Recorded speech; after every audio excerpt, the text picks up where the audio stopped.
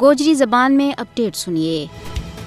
آج تاریخی بابری مسجد کی شہادت نا 30 سال مکمل ہو گیا ہے، جب 6 دسمبر 1992 میں بھارتی ریاستی ادارہ کی شہور ہندو انتہا پسندہ نے اس تاریخی مسجد نا ملبہ کا ٹیر ماں تبدیل کر دیتو تھو۔ بی جے پی اور RSS کی قیادت ماں ہندو بلوائیاں کے ہاتھوں بابری مسجد کی شہادت کا وہ دردناک اور دلدوز مناظر آج بھی نہ صرف بھارتی بلکہ پوری دنیا کا مسلمانہ کا دل و دماغ ماں تازہ ہے۔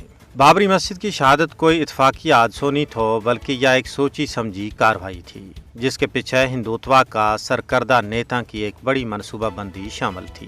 سب تو بڑی افسوس کی گال یہ ہے کہ نومبر 2019 میں بھارتی سپریم کورٹ نے جانبداری تو کام لیتے ہوئے تاریخی بابری مسجد کا مقام پر مندر بنان کی اجازت دیتی، جیڑی امت مسلمہ واسطے ایک اور بڑی دلخراش خبر تھی۔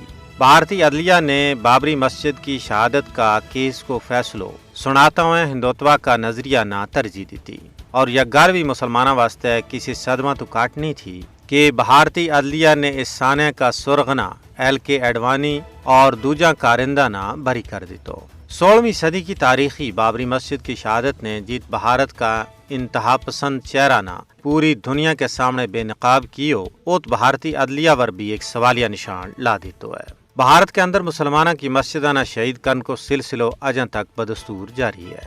RSS اور BJP ہندوستان میں ہزاراں اور مسجدانہ شہید کرنوں اور ان کی جگہ پر مندر بنان کو منصوبہ رکھیں۔